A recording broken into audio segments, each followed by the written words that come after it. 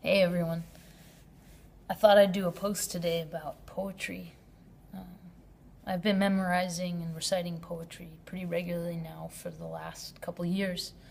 I originally started in college. I had a professor who would make us memorize and recite a poem about once a month.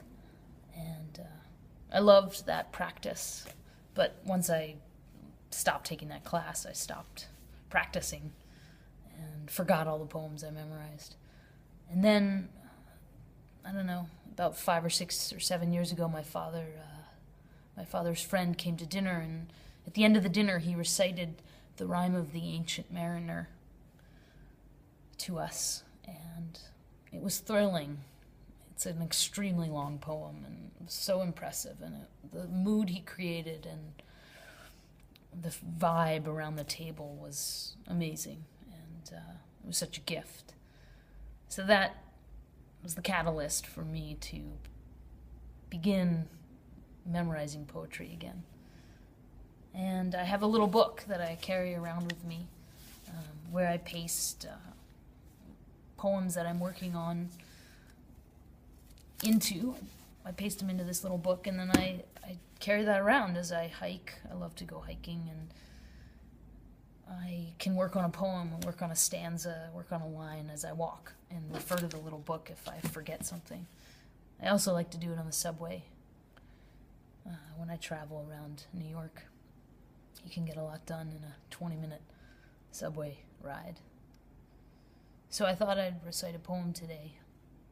John Keats's Ode on Melancholy. No, no, go not to Lethe. Neither twist wolf's bane tight-rooted for its poisonous wine, nor suffer thy pale forehead to be kissed by nightshade, ruby grape of Proserpine.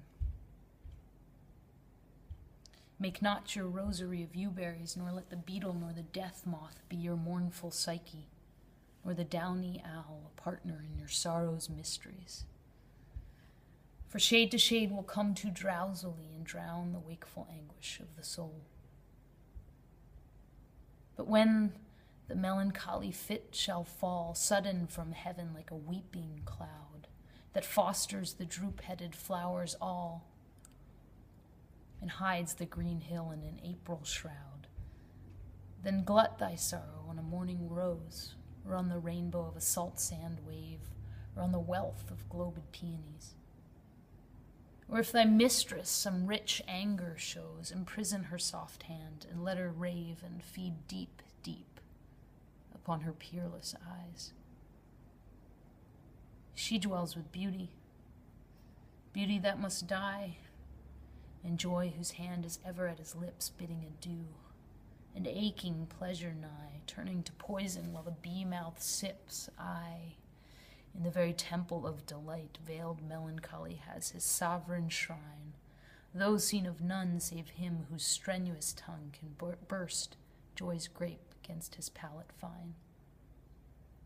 His soul shall taste the sadness of her might, and be among her cloudy trophies hung. So that's Ode on Melancholy by John Keats. That one took me a little while to memorize. Why do I memorize poetry? What does it have to do with my songwriting? It gives you a bank of words and images and rhythms that roll around in your brain, in your mouth, off your tongue.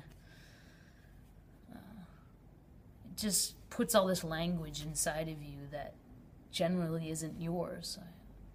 How do I pick the poems that I memorize? I just pick things that catch me. Sometimes it has to do with one line. Sometimes it has to do with the form. Sometimes it has to do with pure entertainment value. That poem, Ode on Melancholy, to me is just a beautiful, beautiful poem, especially the last two lines. His soul shall taste the sadness of her might, and be among her cloudy trophies hung. Just that rhymes, that internal rhyme there, be among her cloudy trophies hung. So beautiful, and that image of cloudy trophies. Something I never would have come up with, obviously.